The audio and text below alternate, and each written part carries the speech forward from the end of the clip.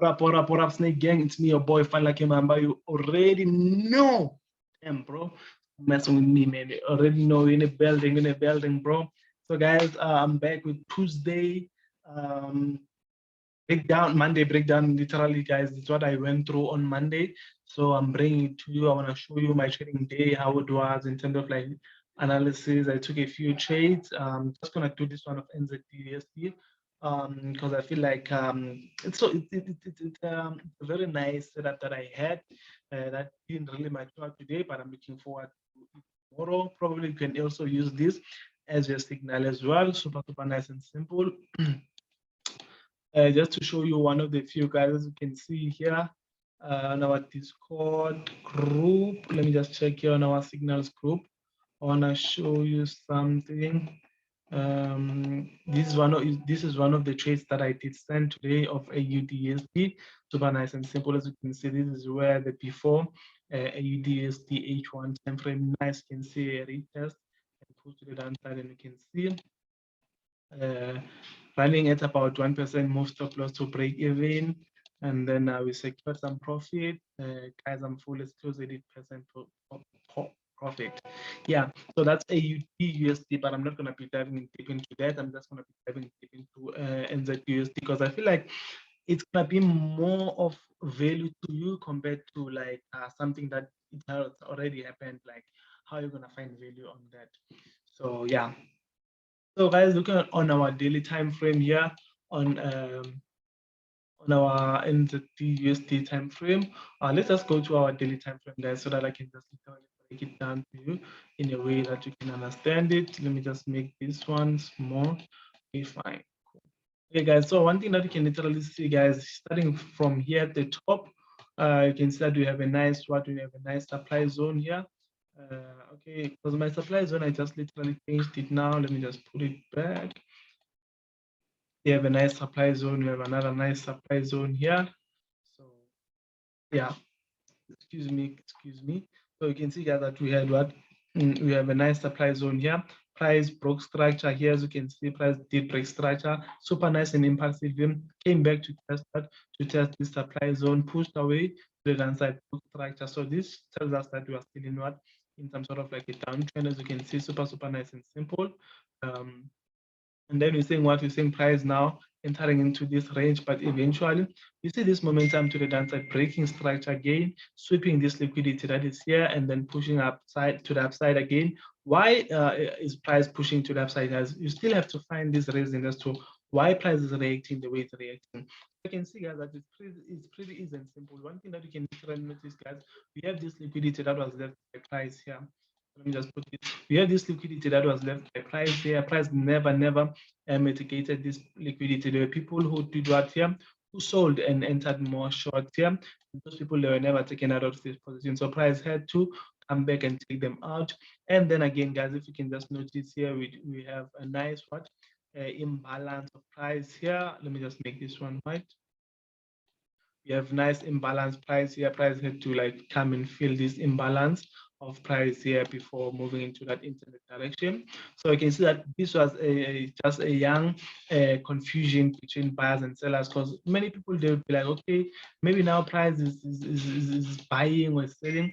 But overall, guys, we're looking at these areas here. As you can see, guys, once we can see maybe price, let me just remove this liquidity pool. So as you can see, guys, that once we do break above these areas here, which is like 73137, once we do break above, then I'll change my bias to be like, okay, maybe now we are bullish. As much as we do have this expansion, but now one thing that I can see is that we are still trading between this range here, between these highs and this row and these lows. So once we see price breaking above, probably coming for a retest and continuing to go to the upside, then I'll conclude to say now we've changed what our bias. But one thing that we can see is that we just created some liquidity here, which is at the top, which I do believe price is still gonna come. It doesn't really matter when and how, but I still believe price is still gonna come and mitigate this liquidity before doing anything.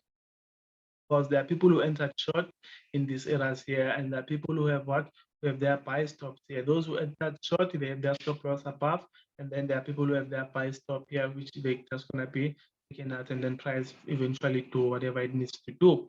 So I believe that is pretty much clear. So zooming out, guys, now we can see that we had price bleeding to the downside. Super nice and simple, not too complicated. Price did bleed to the downside, created this liquidity here, created this liquidity, created this liquidity. So you can see each and every time price was creating liquidity, people were adding their buy stops, and those ones who were entering short their stop loss. Each and every time it just got taken out before we saw this move. So this move was just price rolling to the downside without anyone involved in these positions, because you can see that price was literally taking everyone. So let me just change this supply zone here.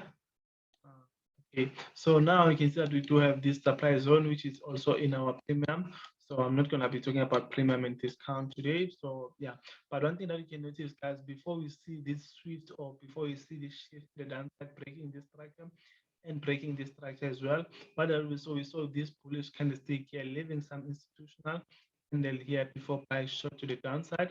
And then again, guys, what is that we saw? We saw price creating this supply zone here and then shooting to the downside. So there are chances that price can come and test this supply zone before shooting to the downside, or price can just from here shoot to the downside and meet these targets before doing anything. So let's just go to our H4 time frame. On our H4 time frame, guys, as you can see, what is that we have, guys? Pretty nice and simple. We have price breaking structure here. We have price breaking structure and impulsive, as you can see. And then we have price closing or creating this institutional candle, and then price left liquidity here, as you can see. So price had to come back to take out that liquidity that was left here, and then indeed it price did take out this liquidity.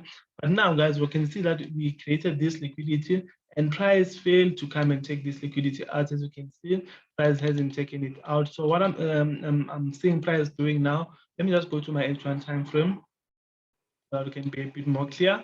So on our H1 time frame, guys, there are a few things that I'm seeing price doing, of which I believe is like my first and my second scenario. So first scenario, guys, I'm seeing price tapping into this level of supply, tapping into this supply zone. Once price do tap into this supply zone, then I'm seeing price shooting to the downside. This is my first scenario. Second scenario, I'm seeing price coming and testing this 15-minute candlestick. There's a 15-minute candlestick that is formed here, and then seeing price shooting to the downside. But then again, guys, before we can even look to enter those positions, I'm going to be looking for a change in character, which I believe most of you do know what is that. And then once we do get that change in character, anything that price is going to present itself with here, then I'm going to be more than happy to execute the position here on our, let me just take 15 minutes on these areas here, looking for price to come test and then shoot to the downside. Same thing applies to these areas, guys. I'm going to be waiting for price to do what? To give me that change of character, because I can't be entering short position on a market that is looking very bullish.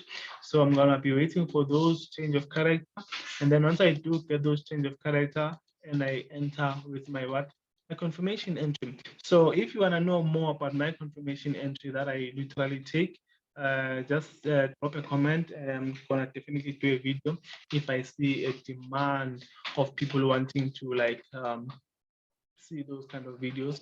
But nonetheless, guys, this is what I'm seeing happening tomorrow on NZUSD. I'm seeing price coming and tapping into this our supply zone, giving us that confirmation entry, and then continue to shoot to the downside. Hence, taking out this liquidity here, and then also coming and tapping into this into this our area. You can still see price pushing until this area, guys, giving us about 9%.